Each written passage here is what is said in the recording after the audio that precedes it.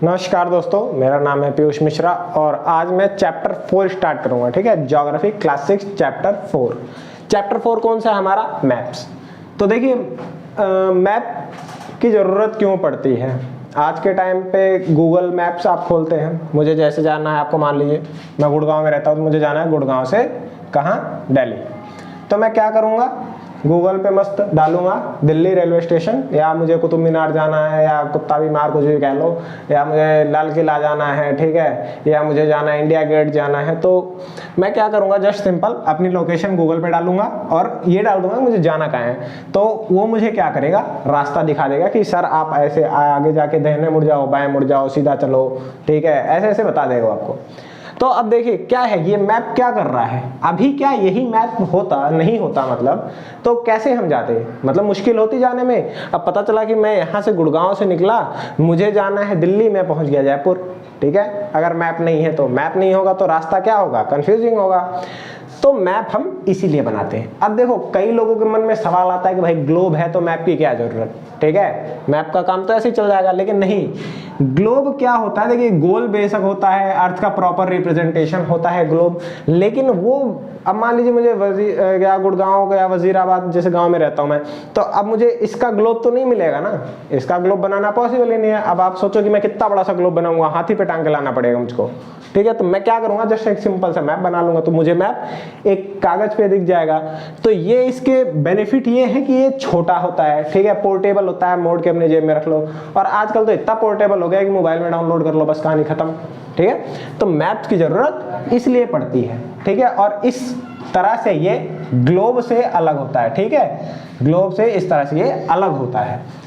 अब क्या है कि मैप 3 टाइप के होते हैं आपके। कौन सा map? Physical map, political map and thematic map. अब इसमें देखिए क्या होता है। फिजिकल मैप, फिजिकल मैप आपका वो मैप होता है जो कि क्या दिखाता है? जो कि आपको दिखाएगा कि भाई ये दिखा दिया आपका कि फॉरेस्ट कहाँ पे है। ठीक है, फॉरेस्ट दिखा दिया, प्लेन्स दिखा दिए। तो इस तरह के जो मैप होते हैं वो आपके फिजिकल मैप होते हैं। ठीक है, अब पॉलिटिकल मैप, पॉलिटिकल मैप वो मैप होते हैं जो जैसे सिटी का मैप हो गया, ठीक है, जैसे इंडिया का पॉलिटिकल मैप है। ठीक है, जो भारत का हम लोग नक्शा देखते हैं वो हमारा पॉलिटिकल मैप है। ठीक है, वो ना तो हमारा कौन सा मैप है? फिजिकल मैप है, ना थीमेटिक्स मैप है, वो एक क्या है? Political map. ठीक है, तो इस तरह के मैप जो सिटीज को दिखाते हैं, स्टेट्स को रिप्रेजेंट करते हैं, कंट्रीज को रिप्रेजेंट करते हैं, दैट आर पॉलिटिकल मैप। अब अगला क्या है? Thematics map. इस मैप को जब एक स्पेशल चीज को दर्शाना होता है, जैसे मान लो मुझे एक मैप पे केवल रोड ही दिखाना है, ठीक है, तो मैं किस मैप का यूज करूंगा? इस मैप का। आलतू फालतू की चीजें हम इसमें नहीं रखेंगे। इनमें क्या है कि सारी चीजें आ जाती है। कई बार हम स्टेट्स भी दिखा देते हैं, सिटीज के नाम भी दिखा देते हैं, मंदिरें भी दिखा दी, मस्जिद दिखा दी, गुरुद्वारे भी घुसा दिए इसमें जो फेमस है।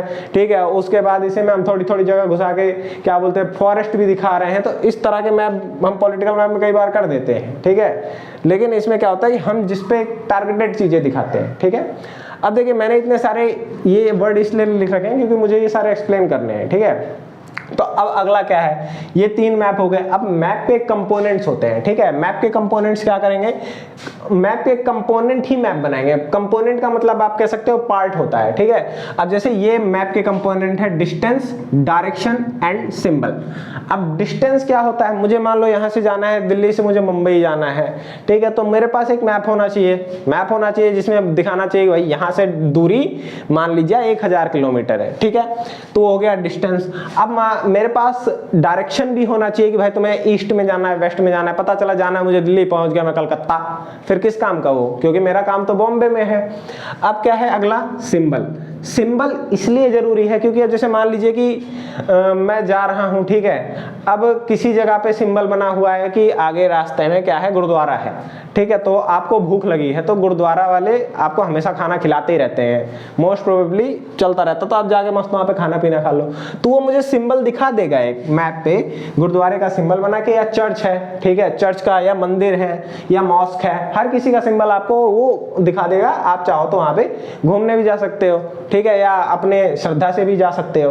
तो इस तरह के सिंबल बने होते हैं। अब जैसे आप रोड पे भी जाओगे तो देखोगे सिंबल्स बने होते हैं कि भाई आगे टर्न राइट, टर्न लेफ्ट, और क्या बोलते हैं school ahead, go slow, speed breaker. तो वैसे ही सिंबल मैप के ऊपर भी होते हैं जो स्पेसिफिक चीजों को दिखाते हैं, ठीक है। अब क्या है, एक होता है कन्वेंशनल सिंबल। कन्वेंशनल सिंबल वो सिंबल्स होते हैं, जैसे मान लीजिए कि आप यहाँ हैं, हम इंडिया में हैं, ठीक है, India INDIA, that is Bharat, ठीक है। ये आर्टिकल में लिखा है कॉन्स्टिट्यूशन ऑफ इंडिया के आर्टिकल में कि इंडिया दैट इज भारत। तो हम इंडिया में अगर मान लो दिखाते कि भाई ये है क्या, मंदिर, ठीक है। अब मान लो यहाँ पे हम दिखा रहे हैं कि ये है पिज्जा हट, ठीक है। मान लिया ये US का मैप है तो ये पिज्जा हट। अब क्या होगा, कोई बंदा अगर यहाँ से यहाँ गया तो वो पिज्जा हट समझ के मंदिर में चला जाएगा, और यहाँ का बंदा यहाँ गया तो वो मंदिर समझ के पिज्जा हट में चला जाएगा। तो कंफ्यूजन हो गई ना। इसलिए हम पूरी दुनिया में क्या करते हैं, एक सिंबल रखते हैं ताकि हर किसी को क्या हो, इजी हो, ठीक है।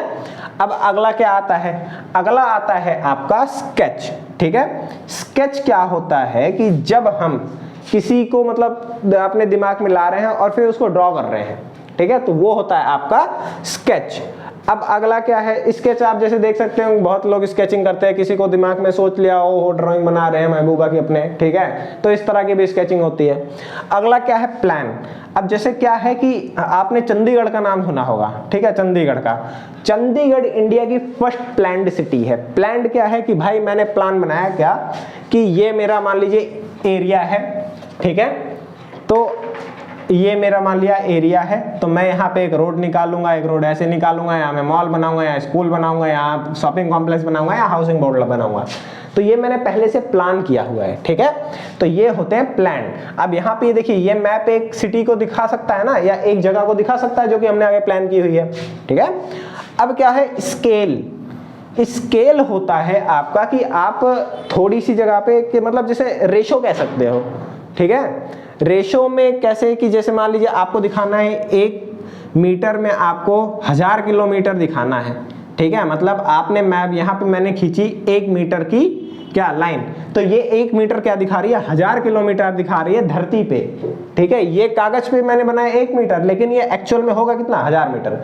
तो ये होता है स्केल, ठीक है। एक होता है लार्ज स्केल, एक होता है स्मॉल स्केल। ये वाला जो मैंने एग्जांपल दिया है कि मैंने 1 मीटर को दिखाया है 1000 किलोमीटर, ये है आपका लार्ज स्केल, ठीक है, सॉरी स्मॉल स्केल, ठीक है। और लार्ज स्केल क्या होता है कि अगर 1 मीटर को मैं 500 मीटर दिखाता तो ये होता लार्ज स्केल, ठीक है। तो अब ये क्या है आपका, हाँ डायरेक्शंस है, ठीक है। तो ये डायरेक्शन, ये क्या बोलते हैं, कंपोनेंट है। तो जैसे ये नॉर्थ साउथ ईस्ट वेस्ट, इसको कहा जाता है आपका कार्डिनल पॉइंट्स। क्या कहा जाता है, कार्डिनल पॉइंट्स। तो कहते हैं हम ना जैसे 6 डायरेक्शन है, सॉरी 8 डायरेक्शन है, तो ये वाली हो गई, तो इसको क्या कहा जाएगा, नॉर्थ ईस्ट। ऐसे ही इधर क्या कह दिया जाएगा, नॉर्थ वेस्ट। इधर क्या कह दिया जाएगा, साउथ ईस्ट, और इधर क्या कह दिया जाएगा, साउथ वेस्ट। तो ये आपकी 8 डायरेक्शंस होती हैं जो कि हम लोग यूज करते हैं, ठीक है।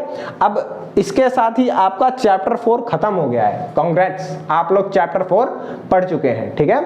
अब अगला मैप के ऊपर ही मैं लेके आऊंगा और मैं आपको बताऊंगा कि इंडिया का मैप आप पूरा याद कैसे करोगे, ठीक है, क्योंकि मुझे नहीं लगता कि किसी में को भी यहाँ पे इंडिया का मैप याद है।